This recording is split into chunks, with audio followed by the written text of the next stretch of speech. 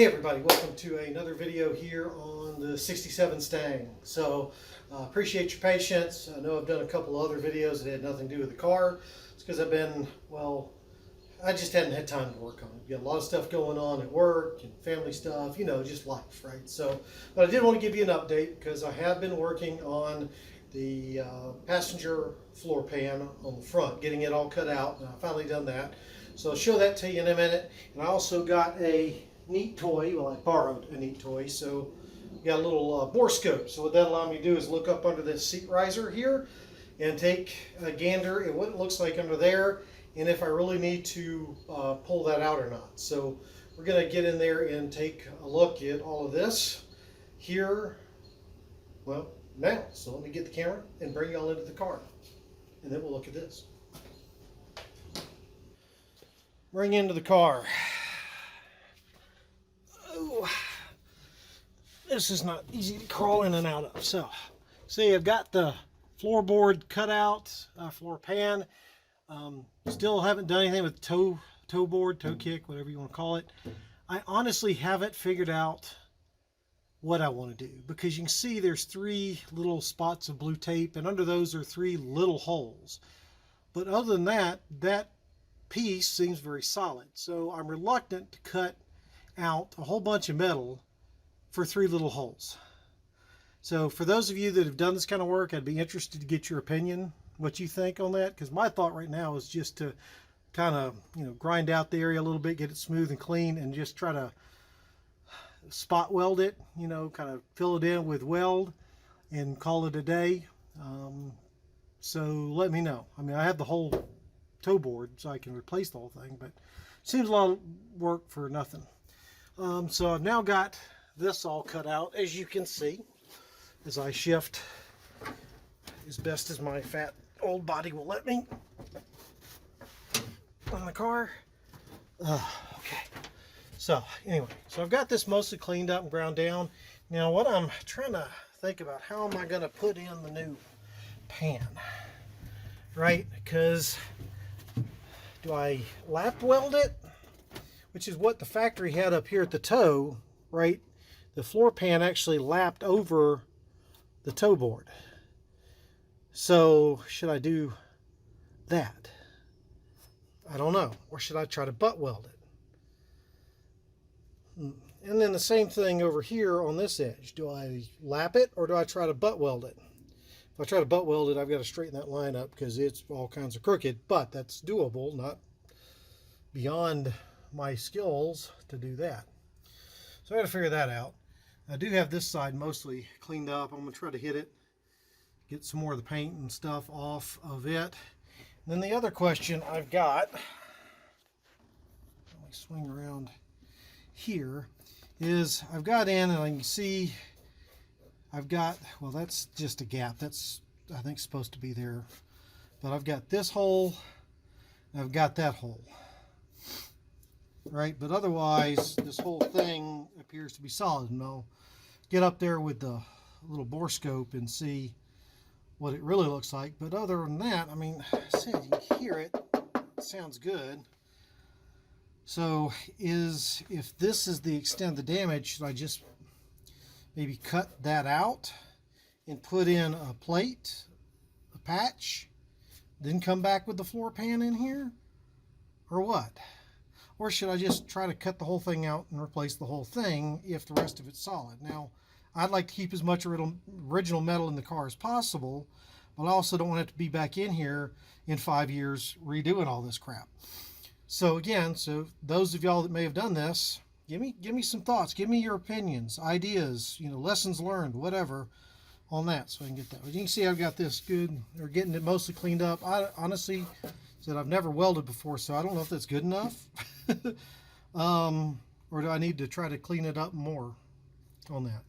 So again, some good progress has been made in getting this cut out. So just want to know what y'all think. Also, what I've got to do now that I have this out is I'm going to go back in, and this floor support right here does have some dents. It's been kind of pushed up in some places where I used it to jack on. The lip here probably I need to straighten out a little bit. And then of course I also want to clean it out. So I'm going to be cleaning it and all that. I have some POR 15, I think that's what it's called, coming as well. So I'll probably put some of that up in there to prevent it from rusting anymore. So I'll try to do that as well. So all that's coming soon, hopefully next week. And I've got new seam sealer, so I'm going to come back in and bust out all of the old seam sealer cement. This stuff is, God, it's just amazing how thick this stuff came from the factory. So I've got brush on seam sealer. I'll probably get some caulk style seam sealer as well to get in certain places. But anyway, I asked on Facebook who liked what better, and I got all kinds of mixed responses on that. So it seems it doesn't really matter what kind you use. But anyway, well, I thought I'd update y'all on this. So let's now go out and see if I can get, this is going to be fun because I got to hold the, I'm not sure how I'm going to do this, to try to show you how the bore scope works. So we'll give it a shot. Somebody's cranking up some music out here.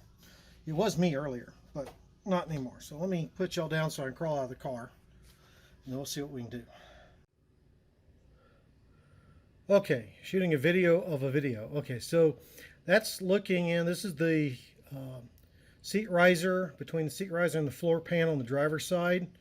Yes, there's some cobwebs up in there, but overall it looks, and I'm trying to, drive this thing and hold both things in there. So there you go, you can see it doesn't look too bad to me. It looks pretty good. Sorry about the focus, like I said, I'm trying to, there we go, shoot two things at once here and move two things at once. But it looks pretty decent up in there, not too bad. So I don't see really any need, assuming there's enough on the front edge of this thing, to cut the whole thing out. Now what I'm going to do here real quick is try to shift so you can see towards the front of the car, because this is kind of the towards the tunnel, the transmission tunnel, and then towards